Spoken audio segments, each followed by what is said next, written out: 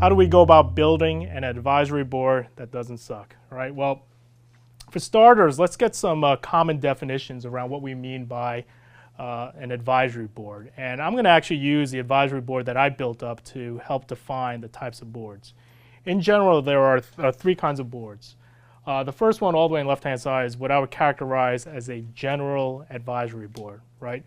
These are folks who basically provide you with strategic, tactical advice on your company, from topics ranging from recruiting, early stage angel fundraising, as well as just general business problems that you may encounter. And for our advisory board, I started off with two angel investors, Dr. Carrie Queen, who is one of the founders of Protein Design Labs, as well as Joe DeLuca, who's a 30-year veteran of the healthcare tech valley scene here in Silicon Valley. These folks have provided myself with the initial guidance as we built out the company a few years ago. The second type of advisory board is what I would characterize as a scientific advisory board. Some of you folks may know this as a technical advisory board. These are folks who actually have deep subject matter expertise in your space, right? So they're the gurus who really understand your market, your demographics, your customer base. From our standpoint, the space we operate in is clinical research and trials. So we went out trying to find really deep subject matter experts who really understood the industry. And between the three folks that you see up on the screen, they have roughly over 50 years experience running and managing clinical trials. So whenever I have a question around the clinical research industry, these are the folks I actually go after. And finally, all the way on the right-hand side is what most people usually, when they think of boards, is the board of directors, right? These are folks who represent the venture capital firms that invest in your company, in your startup. And for ourselves, both Darren Haidt and Mo Kaushal, who represent Aberdare Ventures, which is one of the sponsor VC firms here at Rock Health, as well as Mo Kaushal, who is a partner over at West Health Investment Fund, are two of the directors on my board. And these folks typically, I meet about, well actually one of them, Darren, here is in San Francisco, I meet him quite often, but I spoke to them regularly, probably on a weekly basis, followed up by a quarterly formally board meeting. And usually at the board meeting, you also have committees that relate to audit, compensation, and corporate governance. So these are just the basic definitions associated with the types of boards that you're going to encounter on your journey as you build up your company. So let's think about building the boards now. And the way I've built this presentation, I center around 7 general tips or suggestions.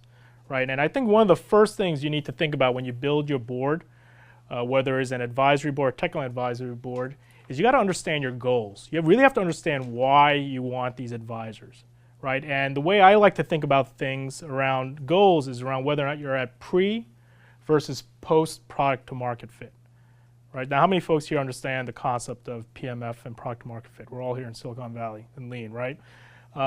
So usually when you're at pre-product to market fit, it's really trying to surround yourself with as many subject matter experts as possible who can actually give you access to interviewees so that you can get validation around either your business model, your product, or anything pertaining to your initial startup. As the company gets closer to PMF, you start thinking a lot more around visibility, boosting your reputation, your street cred, right? That it becomes of paramount importance because social proofing then becomes critical as you go out eventually to raise significant financing rounds. Now, many would argue access to capital, irrespective of whether or not your pre-post product market fit is critical, and I do tend to agree with that. All I'm saying, though, is as you're building out your initial advisors, particularly when you're at the idea stage, the assumption is that you probably have some seed funding. You really want to surround yourself with folks who actually really do have that subject matter content and expertise. Now, the second suggestion is start by dating, right? I mean, this is a metaphor that you continually come up with in Silicon Valley, whether you're going after venture capital financing or whatnot, or even after partners. But it all starts with trying to get to know who your advisors are. And the questions that, usually that I went through as I was trying to build out my advisory board were a handful that I continued kept in the back of my mind, right? The first one is, do they possess, obviously, the relevant skill set, right? Whether it's domain expertise, it's technical, functional, Startup expertise is one that I think is really crucial, particularly when you're at the idea stage, because they can actually help frame the problem set and the general initial direction of your company and the strategy. Do they passionately believe in your cause? I mean, I cannot understate this enough, right? Overstate this enough. One of my initial advisors, Sherry Reuter, who is a deep clinical operator, I mean, she really loved our idea around bringing innovation to this real kludgy problem around running clinical trials.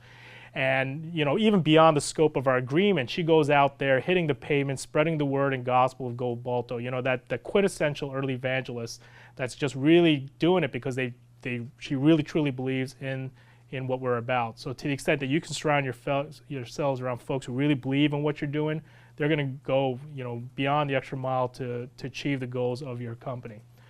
Bandwidth is a key issue. Right? I mean, do they really have the time? Like typically, how much time for the folks here who do have advisors, how much time do they really commit to your startup? Right? They're off doing their own thing, and if they're worth their salt, they're really busy. So to the extent they can actually give you the time, whether it's 1 or 2 hours, quality time out of the month is something to really value. And obviously, connections are critical because it's not only the advisor, but also the circle of friends they have beyond themselves that they're going to be able to connect you with. And finally, what you can't really see on the screen is chemistry, right? A big part of the reason why I went with Aberdare Ventures and Darren, as well as West Health Investment Fund, which is Mo, is these are guys I really enjoy being around. Like, I don't mind just picking up the phone and grabbing a scotch with these guys. I mean, I really actually genuinely like these guys, and I think it was really important that I had that chemistry with them because times aren't always going to be easy, obviously, as everyone knows when you're in startup mode. And be very selective. Right, you guys are all special, right? You guys have amazing ideas, and you should be extremely selective in the advisors that you're bringing into your circle because it's a privilege for them to be part of the journey that you guys are embarking on. So, I would really emphasize as advisors come into your sphere, really challenge them and really push them in making them give the case as to why they should be part of your general board. Now, Vanity board members, this is a very big issue that I always come across here in the Valley, right? I don't know if you guys recognize the faces up here, but these are staples of the Silicon Valley intelligentsia, right? Big names here in the Valley, but the question I have is, if you were to bring these folks on board, like really, what is their bandwidth? It goes back to the question around their time commitment to your startup. On the one hand, they're going to give you great, social proofing, right? Wow, you got Eric Ries on your board. How awesome is that? But at the end of the day, when you're in the early stages, really question to yourself by having a high marquee name in terms of the true value they're going to bring to your startup beyond just the visibility of the name. All right. Third, think about what the advisors are actually going to get out of this relationship. How many of you guys recognize these faces up here? Don't you love the Shark Tank? I love the Shark Tank. I always ask my wife, hey, if I took my GoBalto to these guys, I want $5 million, I'm going to give you 5%, but we really don't have any revenues. What sort of deal do you think I would get out of that transaction? Probably not a very good one. But if you think about a lot of the questions that are raised in the show, it's all around these guys are extremely self-motivated in terms of what they're going to get out of the deal, and advisors are no different, right? Advisors, you try to think about, put yourself in their shoes and put their hat on, and if somebody asked you to be an advisor, why would you commit to be an advisor? Right? Questions around, does the product or space really get yourself excited? Right? Advisors, a lot of them, they want to be stimulated just as well as yourselves. Is your startup going to boost their reputation? Right? They want to align themselves with the next big thing. Right? So the extent that you can actually sell the vision of your company and why it would get them jazzed, I think is a pretty important lever. As well as, are you the real deal, and are you going to be around tomorrow, right? They don't want to be associated with fly-by-night startups. They want to be involved with companies that are going to be making a lasting, important difference. So, what I found really effective as I was going out to building out my advisory board was around these different elements to really think about as an advisor, do I, as a company and as a startup, possess these elements that will attract the best advisors out there? Now, networking. This is such a I'm sure a lot of you guys obviously know, networking obviously is clearly important. What I really want to articulate here is some of the practical applications that I've seen in terms of the different types of network venues to really build out the advisory board. LinkedIn, what I find extremely valuable is if you're looking for that very specific skill set, LinkedIn is a powerful application tool to find a specific advisor. I'll give you a great example.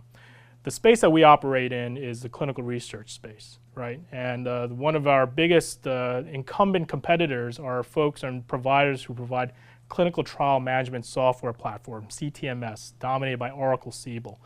We were trying to find an industry veteran who had extensive experience in this space, but who also were innovators.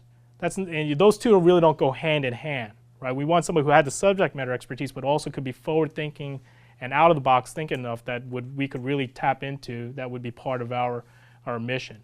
And actually screening through quite a bit of backgrounds in LinkedIn, surprisingly, we actually found that particular candidate who's been a boon, an enormous source of intelligence and a wealth of ideas in terms of defining our product vision. So if there's just one aspect around LinkedIn beyond just a general networking, is if you're looking for that specific skill set, I found it to be a pretty phenomenal tool. Conferences. So partnerships in clinical trials was an event I just came back from in Orlando just last night. The great thing about conferences, what I like beyond just a general hobnobbing and meeting people, is if you speakers that participate in speaking panels are actually a great source of potential advisors, right? The reason why is because these guys, first of all, they already love the visibility. And they're subject matter experts, which is why they probably were invited to be speakers in the first place. And they're very inclined and open to opportunities where they want to be part of the next big thing. So to the extent when you go to these conferences, check out who's speaking there and see if any of these fit kind of your profile and the type of advisor you want. And typically the best time is to grab them right after they present because they're on a high and a buzz. And to the extent that you can really convey your value proposition, I found is pretty effective in terms of engaging them. And obviously, as you guys know, and particularly for all you folks out there, on the internet, going to seed accelerators are pretty phenomenal. Just getting connected with advisors that have just more of the functional expertise around legal aspects and some of the business and accounting issues that you will encounter day to day. So we're on to the fifth suggestion, start small, right? Can't really see the numbers which are cut below the screen, but rather than going off and trying to build, I've seen some of these startup companies, they have 15, 20 advisors. I mean, how many hours in the month are you going to be really have hours in the day to be speaking to all these advisors? Typically the rule of thumb and what I've seen from some of the other successful startups is for the advisory board, who are general advisors, anywhere between 2 to 3. For a technical advisory board, between 2 to 4, and board directors, I usually start off with 3 to start off with when you're just beginning your financing rounds.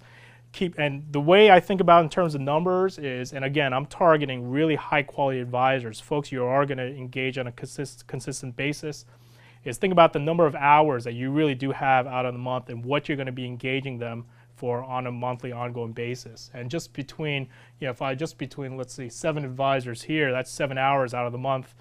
Add on another 7 hours between scheduling, logistics and whatnot, that's already close to 2 days out of your month that you're burning, engaging advisors, assuming that, you are doing them on a monthly basis. So think about, bandwidth considerations and in terms of what you're really going to get out of these group of folks. And give them homework, right? I mean, they're not here because of their pretty faces and their great charisma. I mean, be very particular in making sure that you give them something to think about after meetings. Like for myself, no matter what meeting I'm in with an advisor, I'm always thinking about what introduction I can get from them. Whether it's somebody they can connect me with as an interview, their employees as we're hiring, other people they can connect us with, as well as other potential investors.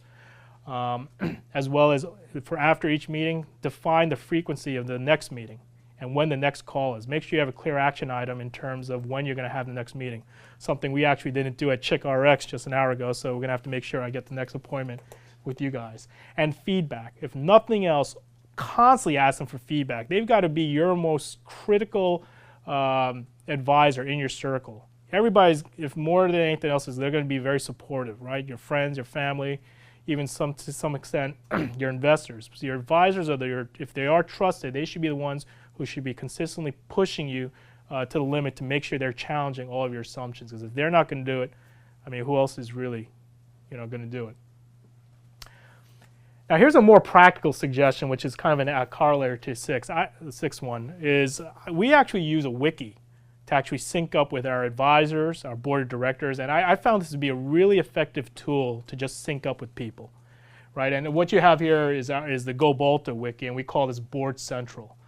And really, we use this as a platform which we provide invite-only access to our advisory group as well as investors to really keep them abreast of what's really hot and interesting, as well as keep track of all the minutes, the financials, our milestones, as well as the guiding principles in terms of how we want to engage our advisory group. So this is somewhat of a departure from the somewhat archaic process of just having these quarterly board meetings. This is a living site where we can exchange ideas and continue to stay up to date in terms of what the challenges are, and really do a lot of knowledge sharing. So just something to keep in mind as you build out your advisors or anybody that you're engaging with in your circle. A really good, effective way to continue to stay synced up. Now, let's say you found your advisors, right? They like you, you like them. They've got the bandwidth. Everything's great. Got to formalize it and codify the relationship in an agreement. And typically, it comes around to how much time commitment from both sides you're going to give, the scope of work, as well as the compensation. And just on the compensation, I find that this is where most founders get really stuck, right? They're not really sure how much to pay their advisors. And I actually pulled this from the Founders Institute. I think this is a pretty useful guideline and framework to think about how to compensate your advisors. And the way it's structured is around different stages of evolution or maturity of your startup, starting from the idea stage, the startup, all the way through growth stage. And depending on how much time commitment the advisor is giving you, you come up with a certain percentage of your equity, typically over a 2 to 3 year vesting. Now again, this is just a framework. I wouldn't consider this as hard and fast, but I think it's a good guideline to think about as you start engaging your advisors, what the comp could be. And again, this is in the form of equity. I tend to stay away from cash, at least because obviously cash is king this early in the stage. But if you have folks who really passionately believe in what you're doing, they should be more than willing to take on equity. So to illustrate, most folks here I assume are somewhere between idea or at the startup stage. So if you're engaging an advisor at the startup stage, if they had monthly meetings, you give them about 15 basis points. Add on if they do some recruiting activities, it gets up to 40. And if they're actually making referrals to interviewees, making contacts on your behalf, as well as doing some special projects, that gets up to 80 basis points. Again, not hard and fast, but I think it's a pretty good guideline when you're thinking about compensation. And the Founder Institute also puts up what they call FAST. It's the Founder Advisor Agreement Template. It provides a very standard form, really straightforward, that can provide you with a standard agreement through which you can start initiating a dialogue with your advisor. And I found it's pretty easy to use. And if there are folks that are interested in this, just see me after the presentation. I can send you over a free version of the document. And just one more thing. I don't know how many of you guys are familiar with Fred Wilson from Union Square Ventures. He actually just started a new series on building board of directors.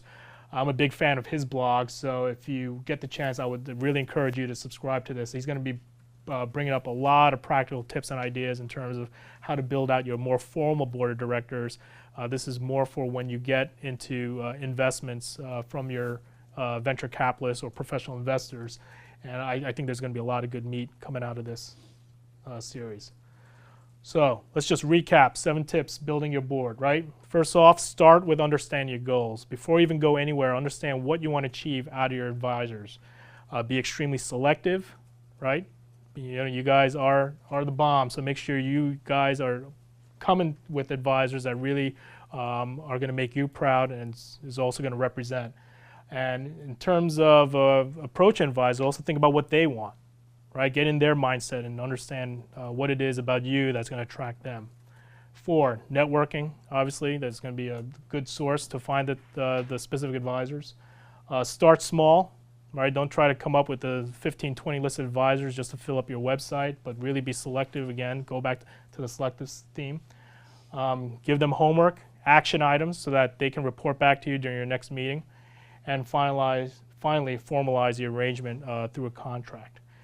Now, let's say you've done everything well and it's all amazing. Hopefully, you can get somebody like this guy, Guy Kawasaki, right? And Although with Guy Kawasaki, although I really like the guy, I'm a big fan, he probably violates the second rule, right? He's got a lot of, I don't think he's going to have much bandwidth. He's too busy selling all the multiple books that he's been writing as of late. But you know, hopefully in the end, you're going to find an advisor that really resonates with what you're trying to accomplish in your startup.